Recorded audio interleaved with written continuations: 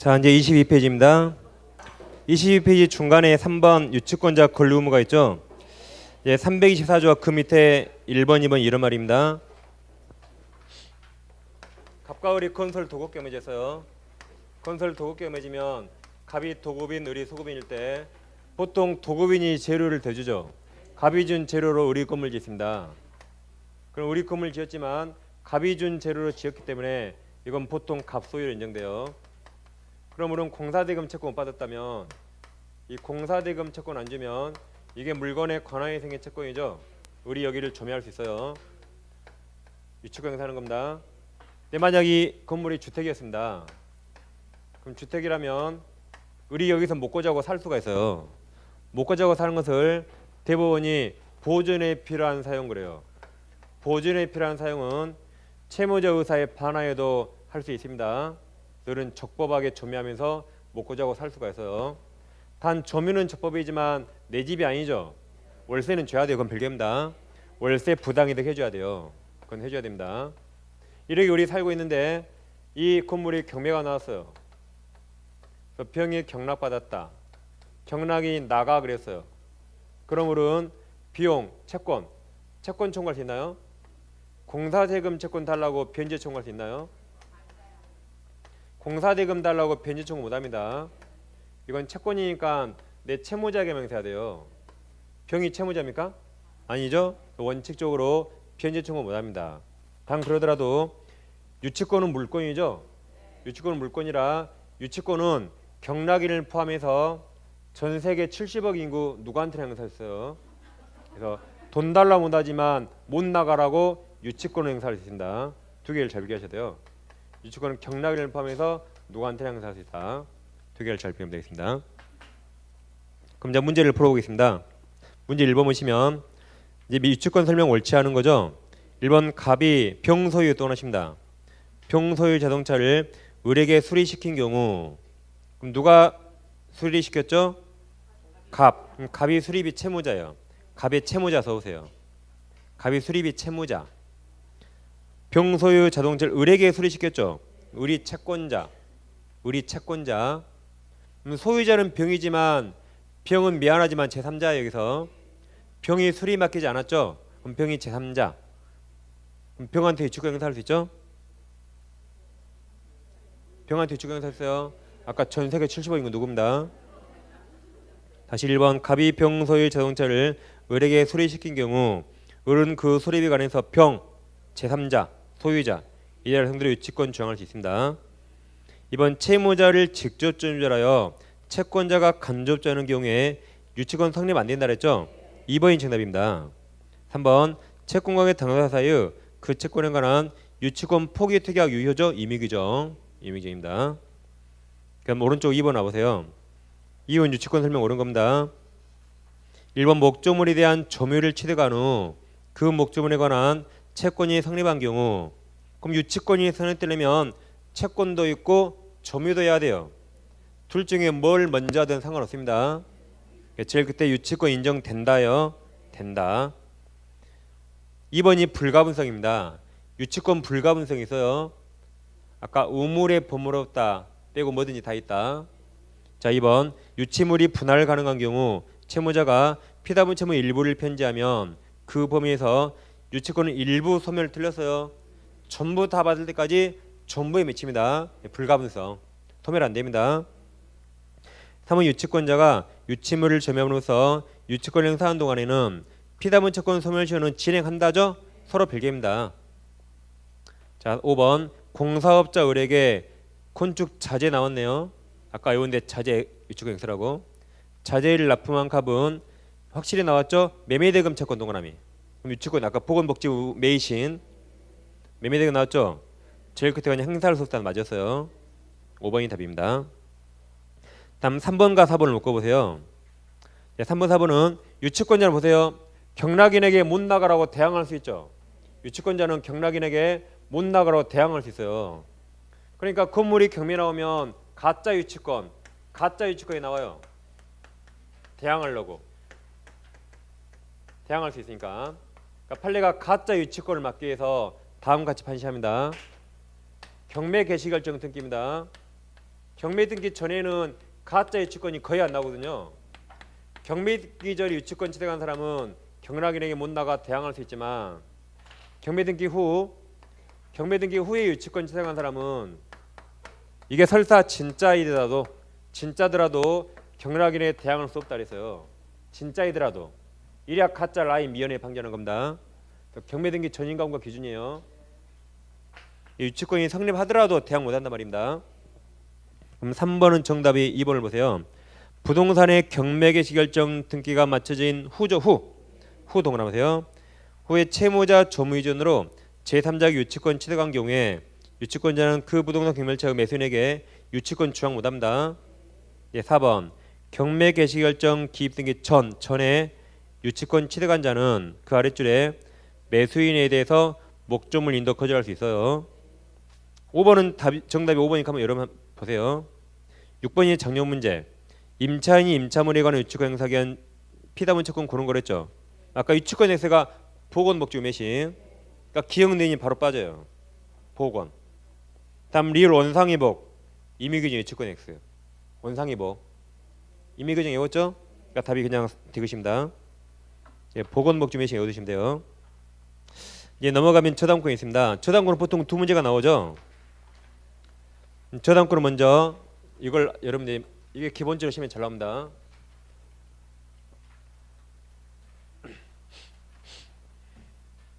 자, 채권이 있다면 우리가 은행에서 돈 빌려요.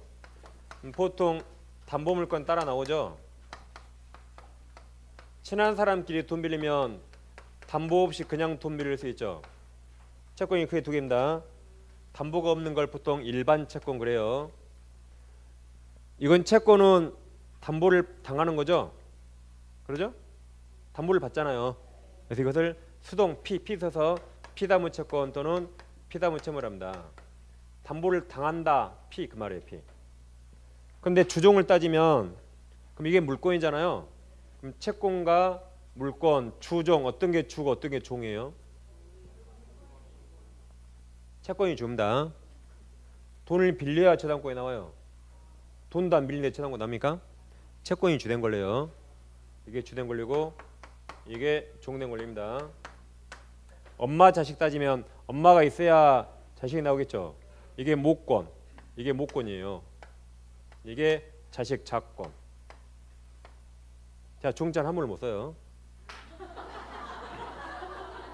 그 다음에 이제 아무튼 이게 주된 권리, 종된 권리입니다. 근데 담보권 없이 채권만 존재할 수 있어요. 근데 우리 이쪽을 보면 되지 우리는 그렇죠. 그럼 자, 만약에 갑이 있는데 우리 갑에게 3억을 빌려주고 여기에 우리 저당권을 취득했다 해보세요. 그럼 우리는 채권과 종된 권리 저당권이 있죠. 그래서 이 그림에서 우리는 3억이라는 채권도 있고 종된 권리 저당권도 있습니다. 여기서 우리 A에게 채권을 양도하면 특약이 없는 한 종된 권리도 여기 포함돼요. 특약이 없는 한. 그래서 저당권 양도도 여기 포함된 겁니다. 그럼 A는 채권은 아까 깡한다 깡 채권 통지받고 저당권은 부기등 깨야 돼요. 이전 늦게. 그럼 A는 채권과 저당권 함께 취득합니다. 저당권 이전 법률행위잖아요. 부기등 깨야 돼요. 그래서 채권은 그냥 구두로 양도받고 저당권은 부기등 깨면 둘 다 취득합니다. 다시 이 그림에서 우리는 채권과 저당권이 있죠. 우리 이번에는 그래요. 저당권은 넘기지 않고 채권만 넘긴대요. 저당권은 넘기지 않고 A에게 채권만 양도한대요. 가능합니까? 가능합니다. 그냥 채권만 존재할 수 있어요. 그럼 저거 이제 일반 무담보 채권이 되는 겁니다. 그럼 저당권은 반드시 앞에 채권이 있어야 되거든요. 그래서 채권만 넘길 수 있어요. 그럼 저당권은 소멸합니다. 저당권은 반드시 앞에 채권이 있어야 돼요. 얘는 소멸합니다. 이렇게 채권만 넘길 수 있게 하면은 담보가 없는 무담보 채권을 양수하는 겁니다. 무담보 채권. 다시 우리에게 채권도 있고 종된 권리 저당권도 있죠. 그럼 이번에는 반대로 채권과 분리해서 저당권만 담보권만 양도할 수 있을까요? 담보물권만 양도할 수 있을까요? 이건 안 돼요. 반드시 저당권은 반드시 뭐가 있어야 돼요? 반드시 채권이 있어야 돼요. 그러니까 반드시 밑에 따라 있어야 돼요. 이것만 양도할 수 없습니다. 종된 권리니까. 그래서 이 세 개 일단 기본적으로 잘 이해하셔야 돼요. 이게 시험하면 이제 헷갈리니까 지금 이론이랑 헷갈리죠. 엄마 자식 모자라서 모자. 채권이 엄마죠. 돈 안 빌리면 저당권 절대 안 나와요. 채권이 엄마고 저당권, 담보권, 유치권이 아들입니다. 자식. 젖먹이 유아예요. 태어난 지 2달 됐어요. 젖먹이. 그러면 엄마가 집 나가면 아새끼 데려가요. 등이 업어가요. 엄마가 집 나가면. 근데 몹쓸 엄마 혼자 집 나갈 수 있죠. 아새끼 그날 굶어 죽어요. 아새끼 이제 못 기어가요. 그러니까 아새끼는 엄마 등에 업혀가야 돼요. 그러죠? 혼자 못 기어갑니다. 그래서 모자로 따시면 돼요. 주된 권리, 종된 권리. 그래서 24페이지는 상단에 박스가 있죠. 법조 문제에 361조 있나요? 저당권이 아새끼예요. 아새끼는 그 담보한 채권이 피담보 채권입니다. 엄마. 그 담보한 채권이 뭐예요? 엄마 피담보 채권. 엄마 분리해서 혼자 못 기어가죠. 타인에게 양도하거나 다른 채권 담보를 못합니다. 항상 엄마 등 옆에 가야 돼요. 일단 그걸 잘 이해하시고. 다음 오른쪽 25페이지 와보세요. 25페이지 양괄호 3번 제3취득자 있습니까? 이제 그걸 이해를 잘 하셔야 돼요. 제3취득자. 일단 채무자 아니다 써있죠. 그럼 동그란 1번이 그 이입니다. 1번은 제3취득자란 저당권이 설정된 후 저당 목적물의 첫째 뭐 취득한 자? 소유권 취득한 자 또는 다음 용의권이에요. 용의권. 지당권 전액권 대항력 임차권 취득한 자를 말합니다. 가로가 중요해요. 후순위 저당권자 X. 후순위 저당권자는 제3취득자 아닙니다. 그게 중요합니다. 26회 정답으로 나왔어요. 그럼 지금까지 제3취득자 읽어봤죠? 뭔 말인지 알겠어요? 2줄 읽었잖아요. 뭔 말인지 알겠어요? 이제 시험이 이렇게 나올 수 있어요. 법조문이 이렇게 바뀌었어요. 이렇게. 제3취득자란 먼저 부동산이 저당권이 있어야 돼요. 그 후에 아까 첫째 뭐 취득한 자? 소유권 취득한 자 제3취득자입니다. 지상권, 전세권, 임차권, 용의권 취득한 제3취득자요. 후순위 근저당권자 X입니다. 얘는 제3취득자 아니에요. 그럼 저당권이 있는데 소유권 취득한 자 제3취득자죠. 이게 무슨 말인가 잘 보셔야 되게. 일단 제3취득자는 채무자가 아니에요. 그리고 제3취득자 나왔단 말은 경매를 전제로 쓴 말입니다. 경매가 나온단 말이에요.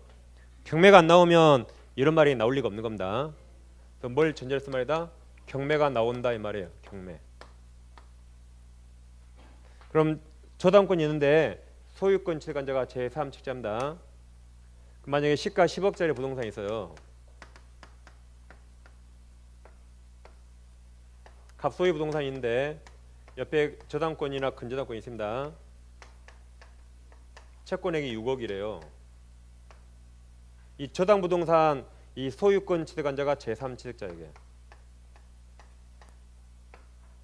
그럼 시간순으로 저당권이 먼저 있죠. 이 저당 부동산 소유권 취득한 자가 제3취득자로 써 있죠. 그럼 우리가 병이라면 보통 둘 중에 하나로 사요. 나는 대출일 필요 없어요. 돈 많아요. 그럼 10억짜리 10억에 사죠. 10억짜리 10억에 사면서 이 돈으로 은행에 만나서 내 돈으로 이거 갚아버리고 말소하고 10억 주고 사겠죠. 그럼 말소했죠? 그럼 경매 나와요 안 나와요? 안 나오니까 이 사람은 제3취득자 아니에요. 이건 경매를 전제로 쓴 말이에요. 그래서 돈 다 주고 없애버렸죠? 우린 그렇게 사잖아요. 보통 돈 많으면. 제3취득자 아닙니다. 또는 우리 이렇게 보통 이렇게 삽니다. 갑이 빌린 돈이지만 이 돈 내가 대신 갚기로 해요. 그리고 10억짜리 4억에 사요. 보통 이렇게 많이 사죠. 다시 갑이 빌린 돈이지만 은행과 합의해서 채무자를 나로 바꿔요. 내가 6억 갚기로 하고 4억에 사는 겁니다. 그럼 채무자가 누구예요? 채무자. 병이죠. 근데 얘는 채무자 아니라면서요. 그러니까 이런 사람도 제3취득 아니에요. 이렇게 샀거든요. 4억에. 병이 6억 갚기로 했죠. 근데 우리 경매 청구했어요. 그럼 병 다 내 잘못이죠? 내가 안 갚아서 내 거 경매 나온 겁니다. 누구를 나무랄 수 있나요? 다 내 탓이죠. 얘는 제3치 아니에요. 제3치흑자란 이런 사람이 제3치입니다. 태어나서 처음 봤죠? 처음 봤겠죠. 갑이 그래요. 제가 10억이 필요하니까 10억이 좀 사주세요. 근데 나 10억이 여유 있으니까 10억이 산대요. 그럼 내가 10억 준 걸로 이거 갚아서 말소할 거죠? 그러니까 아니요, 내가 10억이 필요하다니까요. 오늘 10억 다 주시면 제가 2년 안에 이거 꼭 갚아서 말소할 테니까 2년 안에 남은 거 10억 다 달래요. 주는 사람 있겠어요? 절대 없어요. 근데 가끔 주는 미친놈이 있거든요. 그 미친놈이 제3치자입니다. 그래야 갑이 채무자거든요. 채무자. 갑이 갚기로 했잖아요. 그 10억 다 주고 산 그 미친놈이 있어요. 얘가 제3치입니다. 갚기는커녕 얘가 경매를 청구했네. 누가 안 갚아서요?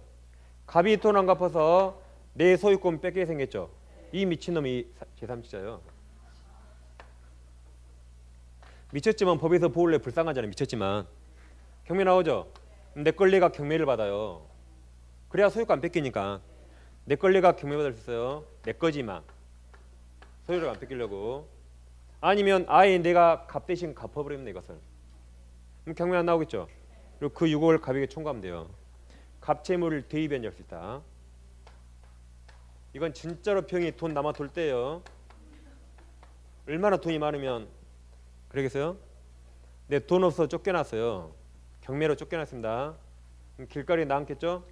근데 이 불쌍한 사람이 살면서 목적물에 필요비나 유익비를 지출했대요. 그러면 필요비 유익비를 경매에서 1순위로 받아요. 우선 면제 받습니다. 필요비 유익비. 얼마나 불쌍해요? 필요비 1순위 줘요. 그래서 그 밑에 박스에 경매 배당 순위가 나와요. 24페이지. 보입니까? 굵은 글씨가 경비 최당호 인공채입니다. 중개사 시간 낭기법 나와서요. 이제 경비 아저씨 이름이 최당호예요. 경비 최당호가 임금을 현금이 아니라 공채로 받아요. 그러면 이게 제3치자 비용상환 청구예요. 최우선 면제다 더 빨리 줘요. 이 불쌍하니까. 쫓겨났는데 목적물에 필요비나 유익비를 지출했대요. 얼마나 불쌍해요. 불쌍하니까 0순위 1순위로 제3치자 비용 주는 겁니다. 미쳤지만 불쌍하니까.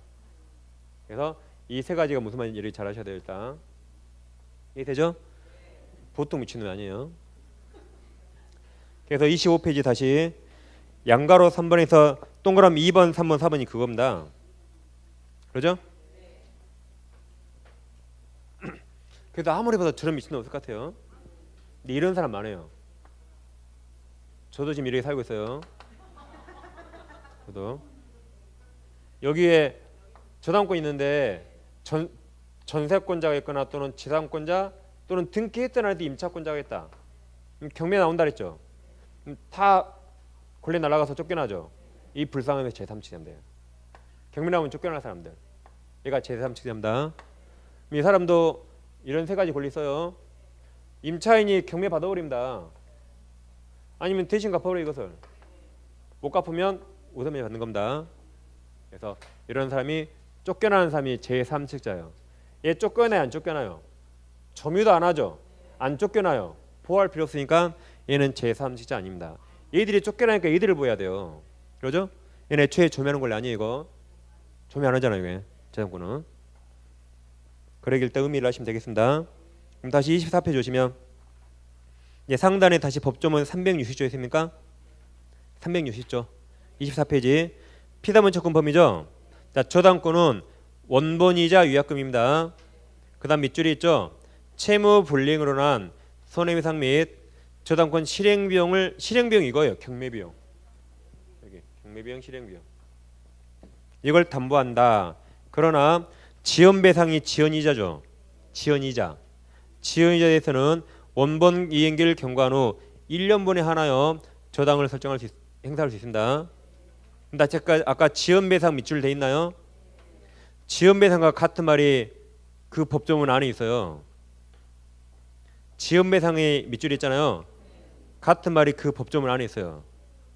무슨 말이에요? 채무 불이익이나 손해배상입니다.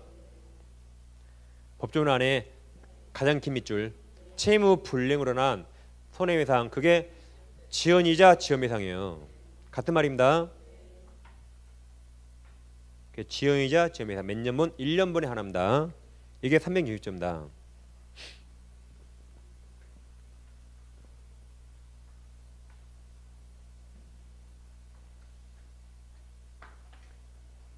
그럼 저당권에서는 피담보채권 범위로 360조가 있어요. 이건 법에서 먼저 이제 원의 지실이에요.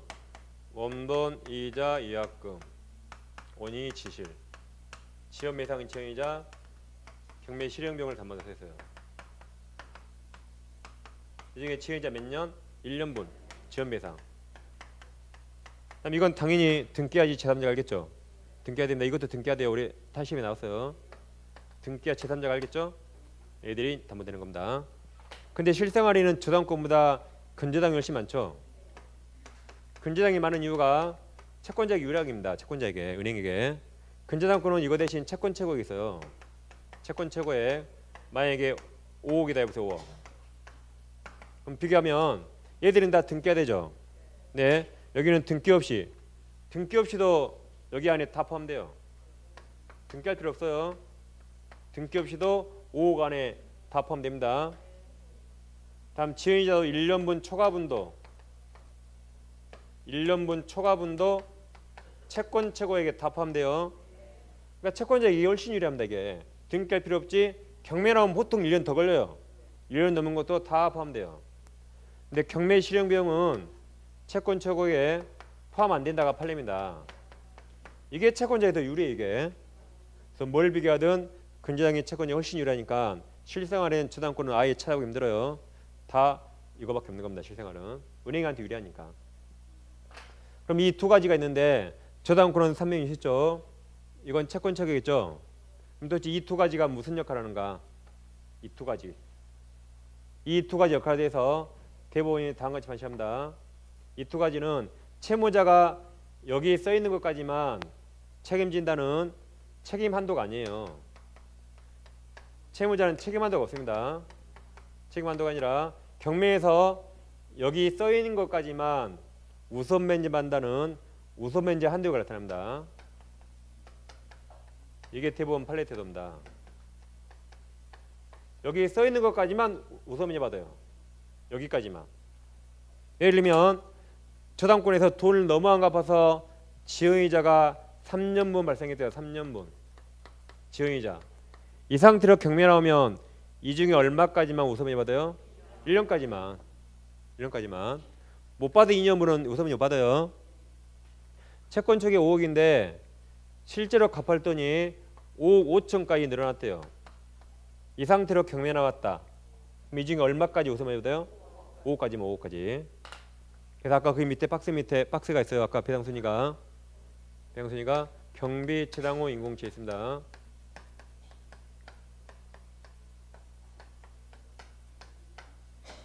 채가 일반 채권이죠. 그럼 지연이자가 3년 발생하면 이 상태로 경매 나오잖아요. 1년분까지만 여기서 받아요. 우선 면제. 못 받은 2년은 꼴순위 일반 채권. 거의 10원도 받겠죠? 경매 나올 정도면. 다음 채권 체계 5억이죠. 실제 돈이 5억 5천까지 늘어나면 이대로 경매 나오면 5억 5천 중에 5억까지만 여기 이 순위를 받아요. 이 순위로. 5억까지만. 5 받아 5천은 이 꼴순위를 받아요. 거의 10원도 받겠죠? 이렇게 여기 써 있는 것까지만 여기 4순위입니까? 반대로 우선면제 한두 개요. 여기 써 있는 것까지만 우선면제 받는 겁니다. 여기. 이걸 초과한 건 이 순위에 못 받아요. 꼴순위를 받는 겁니다. 이처럼 우선면제 한두 개를 나타내요. 그럼 이제 채무자가 이것만 피해진다 그 말이 아니에요. 지연이자 3년이면 채무자는 다 갚아야 돼요. 1년만 감당을 입 찢어져요. 이것도 채무자가 다 갚아야 돼요. 이것만 갚는 거 아닙니다. 책임 한도가 아니에요. 지금 무슨 말이냐면 갑소유 부동산 있고 저당권자 우리 있는데 갑이 지연이자가 3년분 발생했대요. 갑이 채무자가. 갑은 이거 다 갚아야만 말소청구할 수 있습니다. 이 상태에서 제3취득자가 나왔다. 얘는 채무자 아니죠. 그럼 제3취득자는 이 부동산으로 담보된 채권 이것만 변제하고 말소할 수 있어요. 그래서 1년만 변제하고 말소청구할 수 있는 겁니다. 채무자 아니니까. 채무자는 전액 다 변제해야 말소할 수 있어요.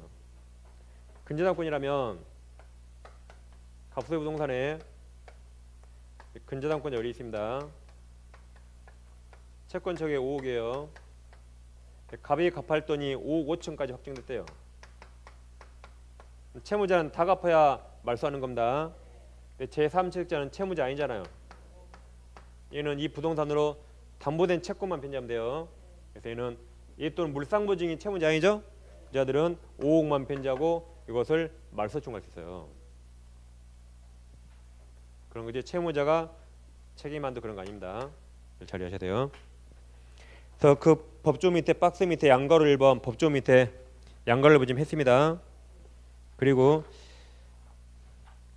25페이지 봐보세요. 25페이지. 아까 중간에 양가로 3번 제3취득자 있나요? 동그라미 5번 했어요. 밑줄 두기 1년분 채권 최고에. 넘겨보시면 26페이지. 26페이지 상단에 2번 근저당권 있나요? 그럼 양가로 3번 있죠? 했어요. 1번은 밑줄 채무전액, 2번 물상보증인 최고액만. 그럼 동그라미 3번이 중요해요. 다만 후순위 근저당권자 떠나칩니다. 제3취득자 아니죠? 만약 여기서 후순위 저당권자가 있어요. 후순위 저당권자, 근저당권자, 후순위 담보권자. 그럼 얘도 최고액만 변제하고 이걸 말소청구할 수 있는가?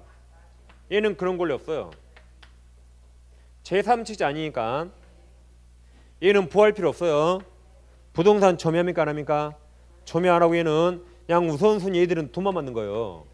얘는 부할 필요 없으니까 얘가 이것만 변제하고 말소할 권리 없어요. 물론 얘가 전액 다 변제하면 말소할 수 있겠지만 굳이 그럴 필요 없는 겁니다. 그래서 얘는 최고액만 변제하고 말소할 권리 없어요. 제3취득자 아니니까. 제3취득자. 그래서 아까 이게 제일 중요해서 이게.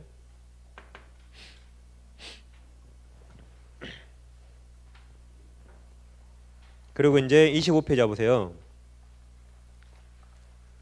25페이지 이제 중간에 양괄호 4번 있나요? 저당권과 용익관계인데 둘째 줄에 밑줄에 있죠? 최선순위 저당권이 말소기준 권리. 말소기준입니다.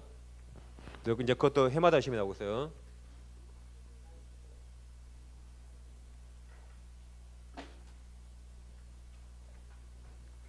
자, 저당권자 A가 있다 해보세요. 여기 용익권자들, 아까 제3취득자 용익권자들, 제3권자가 있다. 또는 전세권자, 또는 임차인이 있다. 이런 B들이 있다 해보세요. 그 다음에 저당권자 C가 있습니다. 이게 이제 갑소유 부동산이에요. 이 갑부동산이 매매가 돼요. 매매가 돼서 우리 등기하면 소유권 취득하겠죠. 그럼 이 B들은 누구랑 계약 맺었죠? 갑이랑 했죠? 소유자 갑. 네 번째 소유자 받겠으니까. 얘가 두 번째잖아요. 이 B들은 누구랑 계약했어요? 갑과 계약했죠? 네, 소유자 받겠네. 네 번째로.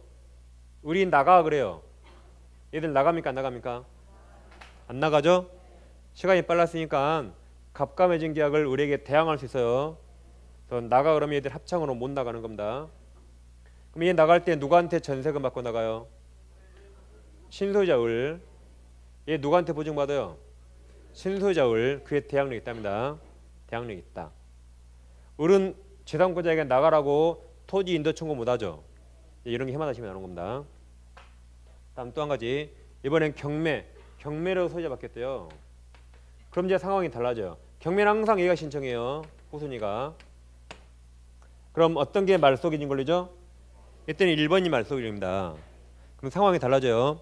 아까 매매에서는 얘들이 대항력이 있었지만 1순위 얘가 말소기준 권리예요. 그 밑으로 이제 다 소멸돼요. 그럼 대항력 소멸합니다. 그래서 우리 나가 그러면 다 나가야 돼요. 아까 이 불쌍한 사람이 제3취득자. 그래서 말소기준 권리야 다 지우면 돼요. 단 예외적으로 최선순위 저당권보다 아래에 있더라도 항상 살아남아서 경락인이 항상 책임지는 권리가 있어요. 항상 살아남아서 경락이 항상 책임집니다. 그 이제 분유법 해가지고 법명유지권, 유치권, 법정해석권이에요. 얘들 항상 살아남는다. 단 이거 아까 경매 등기 전에 나와야 돼요. 경매 등기 전에 나와야 경락인에게 대항한다 그랬죠. 분유법인 애들은 항상 살아남아요. 말소기준 원리 아래에 있더라도 항상 살아남는다.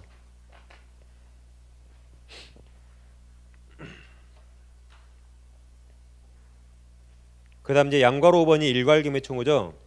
일괄경매는 볼 게 없습니다. 답 항상 딱 하나예요. 저당권 설정자 소유 건물이어야 돼요. 설정자 소유 건물이면 가능하고 일괄경매할 수 있고 제3자 소유는 못합니다. 설정자 소유가 아니라 제3자 소유 건물이면 일괄경매 못해요. 이거 하나면 항상 이게 정답입니다. 이게. 이제 문제를 풀어볼게요. 자, 26페이지. 문제 1, 2, 3, 4 있나요? 1, 2, 3, 4가 다 이거예요. 얘들 다 소멸한다. 1순위 저당권 다 소멸한다. 해마다 시험에 나오는 겁니다. 1번 문제는 옳은 거 그랬죠? 5번이 답이고 5번 그냥 봐보세요. 5번 건물 위에 1순위 저당권 전세권 소멸해요. 전세권 2순위 저당권이 차례대로 설정된 후 경매는 항상 누가 한다고요? 후순위가 2순위. 2순위 저당권자가 경매를 신청하면 전세권 저당권 모두 소멸하고 배당 순위는 설정된 순서에 합니다. 2번 문제 봐볼게요. 갑은 X 건물에 1번 저당권을 취득하였고 이어서 을이 전세권 취득하였다. 그 후 병이 2번 저당권을 취득하였고 그럼 이렇게죠? 얘가 갑 전세권자 을, 병, 갑, 을, 병이에요. 취득하였고 경매 신청 전에 X 건물 소유자 부탁으로 비가 새는 X 건물 지분을 수령한 청이 현재 유치권이 있대요. 그럼 경매 나오면 누구만 살아남아요? 유치권만. 분유법. 그 3번이 병 경매 신청으로 무가 X 건물 내서 청 유치권을 제하고 다 소멸합니다. 3번 문제는 틀린 거랬죠? 5번 저당권이 설정된 주택을 임차했대요. 그럼 여기네요. 저당권이 있는 걸 임차하고 이제 꼴에 대항력 줄 거예요. 이제 꼴에. 경매 나오면 소멸합니다. 이미 늦었어요. 다시 저당권 설정된 주택을 임차하여 대항력 준 이상 후순위 저당권이 실행되더라도 매수인이 된 자에게 대항할 수 있다. 틀렸죠? 대항 못합니다. 4번 문제. 4번은 제가 이제 4번 지문 5번 지문 있죠? 4번은 틀린 거 그랬죠? 5번에 봐보세요.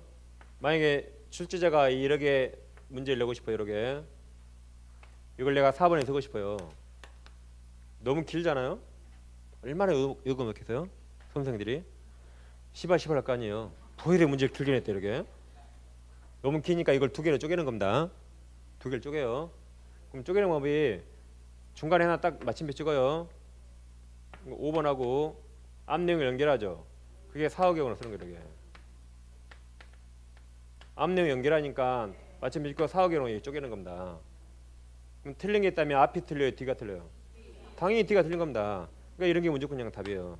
그런 게 틀렸다고 써 있는 거게. 그러니까 이런 거 보면 4번 그냥 5번에 찍는 거 이거. 그냥 5번에 찍는 게 답 가르치는 거 이것은. 꼭 그런 거 아니에요. 꼭 그런 거 아닙니다. 근데 이걸 5번에 썼거든요. 틀렸어요. 그래도 괜찮아요. 이걸 안 그랬으면 두 번 읽고 틀릴 거 나는 1초 만에 틀렸어요. 그게 실력입니다. 틀릴 거 빨리 틀린 게 실력이에요. 뭐하러 두 번 읽고 틀려요? 그러죠? 그럼 이제 4번은 동그라미 4번 봐보세요. 동그라미 4번. 을이 X주택에 한 대항력을 갖추기 전후죠. 전후에 각각 병과 정 저당권이 설정되었고 이 말입니다. 전 후에 저당권이 있고 이게 을 대항이 임차권 있는 거예요. 전후니까 전후 저당권 설정되었고 정저당권 실행으로 XUT의 무에게 매각된 경우 그럼 을은 무에게 대항할 수 없죠. 그래서 을은 무에게 보증금 반환 청구할 수 없다. 대항할 수 없다 맞습니다. 5번 4번의 경우 병저당권이 경매개시 결정지에 소멸했대요. 이게 이제 없어진 겁니다. 4번이 이게 저당권이. 그러면 이게 이제 이게 말속이 진 걸로예요. 그럼 얘보다 빠르죠. 그럼 이제 대항이 살아남는 겁니다. 소멸했다면 을은 무에게 이제 대항력 있죠. 임차권 여력을 주장할 수 있다. 있다죠. 없다가 들었습니다. 그 다음에 시간이 없으니까 문제를 다 못 풀어도요. 정답은 이제 드리니까 오른쪽에 잠깐만요. 몇 번이요? 자 문제를 잃어버렸네. 오른쪽에 8번 문제 있나요? 8번에 5번만 좀 봐보세요. 8번에 5번.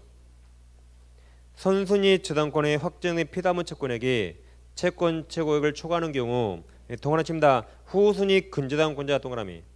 그럼 제3채택자 아닙니다. 그 채권 최고액을 변제하더라도 선순위 근저당권 소멸을 청구할 수 없어요. 26회 나왔죠? 이제 올해 내면 이거 정답으로 냅니다. 이거 올해 내면 이제 제가 주의하셔야 돼요. 나머지 여러분들 좀 풀어보셔야 할 것 같아요. 아무래도 죄송합니다. 넘기시면 이제 계약법 좀 몇 개만 볼게요. 이제 포인트 11 계약 성립 나왔습니까? 먼저 청약과 승낙은 해마다 시험이 물어봐요. 그래서 그 법적 성질을 잘 아셔야 됩니다. 이건 맞추라고 준 건데 그걸 틀리면 안 되겠죠? 이건 그동안 수고했으니까 맞추라고 준 거예요. 이거. 그럼 청약과 승낙의 합치로 계약 성립되려면 일단 청약 내용과 승낙 내용이 일치됩니다. 합치. 그리고 당사자가 합치해야 돼요. 그래야 계약이 성립합니다. 그리고 청약과 승낙의 법적 성질 물어보니까 항상 자판기 대입하면 돼요. 자판기 대입하면 청약 성립이 나옵니다. 그럼 청약은 반드시 확정적이어야 돼요. 반드시 확정적이어야 한다. 자판기 써있잖아요. 커피 얼마요? 300원, 뭐 500원 써있죠? 써있죠? 다음 청약은 불특정 다수행위 가능해요. 자판기 앞에 누가 진행할지 알아요? 몰라요? 모르죠? 가능합니다. 그럼 승낙도 불특정 다수행위 가능합니까? 이건 안 돼요. 승낙이란 커피가 500원이면 500원을 넣는 게 승낙입니다. 500원을 어디다 넣어야 돼요? 동전 투입구. 길바닥에 딱 500원 내려놔요. 커피 나옵니까? 길바닥에 놓으면 안 돼요. 동전 투입구. 자판기도 2대면 돈 여기다 넣고 이건 누르면 커피 나오나요? 안 나오죠? 그러니까 승낙은 반드시 그 청약자예요. 그 청약자. 여기다 돈 넣어서 이걸 눌러야 커피가 나와요. 그러죠? 옆에 청약자가 아니에요. 그 청약자입니다. 그래서 승낙은 불특정 안 됩니다. 그 다음에 갑이 을에게 청약이 있어요. 우리 청약의 상대방이죠. 그럼 청약의 상대방은 이 청약에 대해서 승낙할지 하지 않을지 회답할 의무가 있나요? 청약의 상대방은 이 청약에 대해서 승낙할지 안 할지 청약에 승낙할지 안 할지 회답할 의무가 있나요? 자판기 대봐. 자판기 없습니다. 이거 있으면 눈을 못 떠요. 터미널 갔는데 자판기 50대가 청약이에요. 50번 안 마셔야 됩니까? 버스 못 타요. 버스 못 탑니다. 그냥 개무시합니다. 개무시. 그냥 개무시하고 지나가면 돼요. 백화점 가니까 옷 10만 벌이 청약이 10만 벌이. 10만만 안 사 해야 돼요. 그냥 개무시하고 쓱 지나가잖아요. 그냥. 그러죠? 개무시하세요. 이렇게 청약 승낙 그래 보시면 될 것 같아요. 그래서 법조문을 읽어보시고 밑에 그에게 동그라미 2번 4번이 개무시예요. 개무시 써놓으시면 돼요. 개무시. 그리고 이제 여러분 문제 풀어보시고 이제 오른쪽 보세요. 동시한몇건. 동시한몇건은 두 가지를 이해하시면 돼요. 두 가지. 이걸 꼭 이해하셔야 돼요. 제가 찍기 사방식 말씀드렸죠. 아까 이게 하나예요. 아까 틀린 거면 여기다. 아까 찍는다 여기다. 이거 옳은 거 몇 번에 찍어요? 옳은 거 위쪽에. 틀린 건 아래쪽에. 특히 민법살인은 옳은 건 3번이 제일 많다 그랬어요. 그죠? 공법에서는 공법은 판례를 내야 안 내요? 공법은 여러분 공부하면 법조만 3,000개예요. 조문만 내도 알아서 다 틀려요. 판례를 낼 수가 없어요. 공법은 만약에 틀린 거 물어보잖아요. 공법은 뭐가 나는데 시험에? 법조문만. 그럼 없다로 끝난 게 답이에요. 법조문이 없다로 끝난 법조문 본 적 있나요? 없던 게 이게 답이에요. 이거. 공법은 법조문밖에 안 내니까. 근데 판례는 있다 없다가 있잖아 많이. 이거 하면 공법만이에요. 공법. 또 민법 읽으면 안 돼 또. 공법만 공법. 2차 과목 공법만. 아무튼 네이버에 찍기 사방식 치면 딱 바로 위에 떠요. 한번 봐보세요.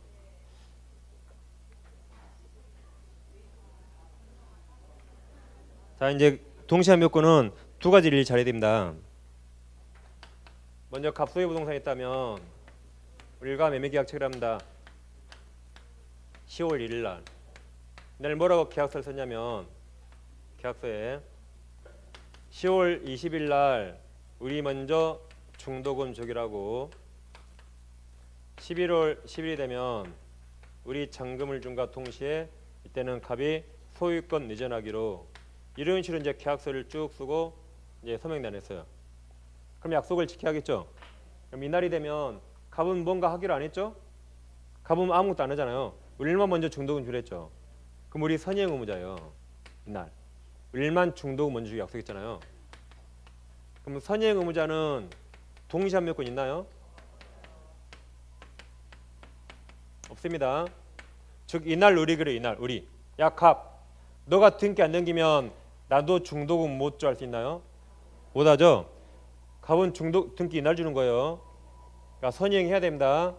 뭘 같이 하자고 떼쓸 수 없어요. 단 예외적으로 우리 중도금 보내려고 왔더니 약 20일 동안에 가압류 처당권이 엄청 들어왔대요. 그럼 불안해서 돈 못 주겠다 항변할 수 있어요. 예외적으로. 그래서 불안해 의무 행사할 수 있다. 예외적으로 이자도. 예외입니다. 그 다음에 중도금을 안 줬거든요. 이행 지체했다. 그러다가 상대방 채무 변제기에 도래했어요. 이날 서로 동시행입니다. 그래서 을은 중도금과 약 20일간 지연이자 20일간 지연이자 그리고 잔금 이 세 가지 의무와 갑의 소유권 이전이 이날 서로 동시행해요. 이날. 그럼 갑이 소유권 안 넘기면 을로 돈 10원도 안 줘요. 동시행이니까. 그래서 갑이 소유권 안 넘기면 돈 10원도 안 줘도 되죠. 물은 이자 지연이자 10원도 없습니다. 소유권 넘겨야 돈 주는 겁니다. 소유권 안 넘기면 이제 돈 10원도 안 줘도 돼요. 지연이자 없어요. 그걸 이제 말로 표현하면 우리 선의행을 의무를 지체했어요. 지체한 동안에 상대방 채무 변제기 돌아오면 이때부터 이 동시함유 관계 있는 겁니다. 그래서 이게 이제 빨간색 심이 아주 잘 나오죠. 제일 많이 나오는 데까지. 이거 하나 잘 이해하시고 빨간색. 그다음 동시함유권을 제일 잘하는 사람들이 조폭들이에요. 영화에서 조폭들이 마약 그런 거 봤죠? 마약을 먼저 줍니까? 돈을 먼저 줍니까? 동시에 아니라 동시에. 그죠? 동시에. 조폭들이 법을 잘 알아요. 조폭들이. 그래서 이제 갑이란 조직폭력배와 을파가 마약 거래요. 갑이 마약 매도인이에요. 마약 매도인. 우리 10억에 사는 겁니다. 10억에 사는 거예요. 이행기를 정해서 이행기. 오늘 밤 12시에 만나기로 했다. 근데 오늘 밤에 갑이 마약을 안 가져왔네요. 자기는 마약을 안 가져왔어요. 그런데 우리에게 야, 너 돈 가져왔니? 너부터 돈 내놔 그래요. 너부터 돈 내놔. 우리 미쳤냐 그러겠죠. 이게 동시항변이에요. 같이 하자고. 미쳤냐. 동시하자고 항변하는 겁니다. 물론 조폭들이 동시항변을 모르겠지만 미쳤냐는 알아요. 그럼 우리 돈 줘요 안 줘요? 돈 안 주겠죠. 그럼 갑이 을을 뭐라 할 수 있나요? 자기도 마약 안 가져왔잖아요. 그러니까 을은 갑에게 총 맞을 리가 없어요. 총 맞지 않습니다. 돈 안 줘도. 갑도 마약 안 가져왔거든요. 근데 반대로 갑이 마약을 가져왔어요. 마약을 보여주잖아요. 이거 하나 주죠? 맛도 보라고. 딱 하나만. 그리고 이제 진짜지 돈 내놔. 너도 돈 내놔 빨리 그래요. 돈 내놔. 그럼 우리는 돈 주고 마약을 받아야 돼요. 우리 미쳤냐 할 수 있나요? 미쳤냐 못합니다. 돈 주고 마약을 받아야 돼요. 근데 우리 돈을 안 가져왔네요. 이제 총 맞아 이제. 그러겠죠? 이제 이것만 마약만 부동산으로 바꾸면 돼요. 근데 우리는 그러다 이걸 잊어버립니다. 이걸 마약만 부동산으로 바꾸면 되는데. 그래서 우리에게 항변권이 있다 그 말은 상대방이 이행제공 안 했단 말입니다. 상대방이 이행제공하면 절대 항변권 없어요. 그래서 우리에게 항변권이 있다 그 말은 상대방이 이행 안 했죠. 그러니까 나도 편지하기 때 이행 안 해도 절대 지체 책임 없어요. 절대 지체가 없는 겁니다. 근데 갑이 을을 지체에 빠뜨리려면 자기는 약속을 지키고 을은 약속을 안 지켜야 돼요. 그때 지체 빠진 겁니다. 그 다음에 갑이 한 번 현실 제공해서 을을 수령 지체에 빠뜨렸어요. 근데 그 후 며칠 후에 이제는 자기는 이행 없이 마약 제공 없이 야 오늘은 너부터 돈 내놔 그래요. 그럼 우리 10억을 줄까요? 그날은 내가 미안했지만 다시 미쳤냐고 동시한명 정했습니다. 다시. 그러니까 이행 제공 계속돼야만 항명을 얻고 어느 순간 그만두면 그때 항명이 있는 겁니다. 이걸 이해하시면 돼요. 이 사례와 이것만 이해하시면 되는 겁니다. 나머지 몇 개 외우시면 돼요 그냥.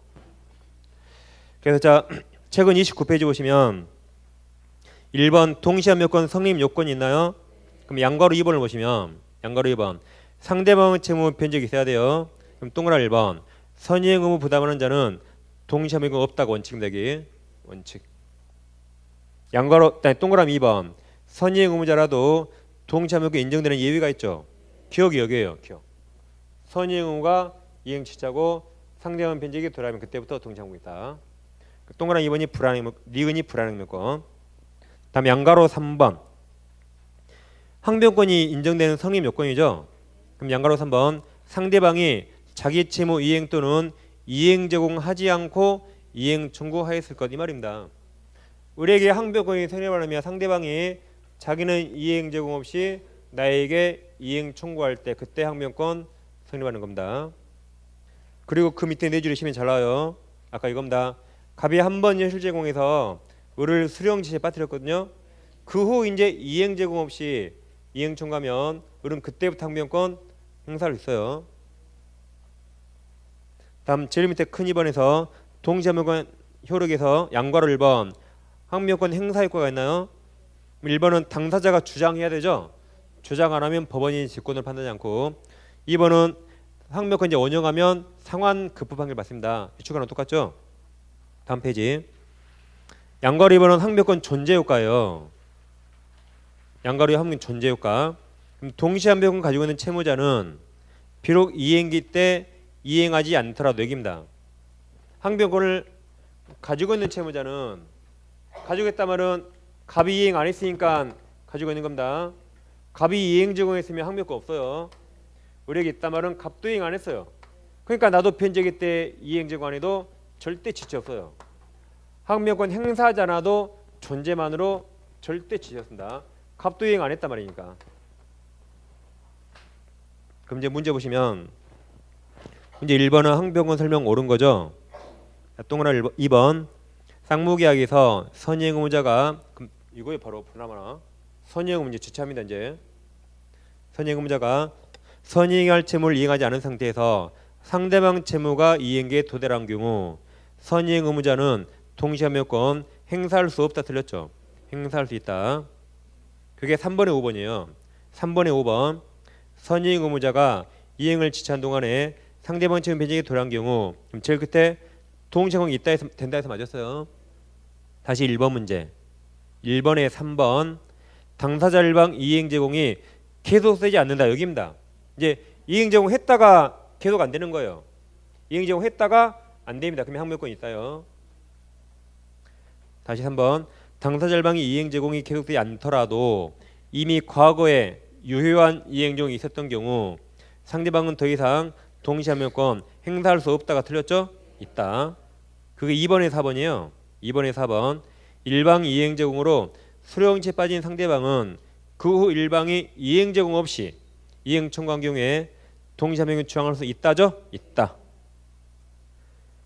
다음 1번에 4번 1번에 4번 동시항변권이 있는 채무 이행기가 도래한 경우 채무자는 가로쳐 보세요. 자 가로 반대 채무 이행 제공이 없는 한 가르쳐 보세요. 여기입니다.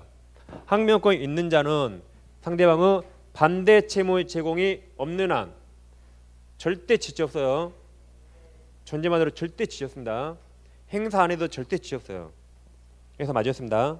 맞았죠? 그래서 1번은 4번이 답입니다. 2번은 아까 4번이 답이었어요. 3번은 5번이 정답에서 아까 해봤죠? 그래 풀어주시면 되겠습니다. 다음 이제 몇 시냐? 또 좀 쉬어야겠네요. 10분만 쉬고 하겠습니다. 이제 1시간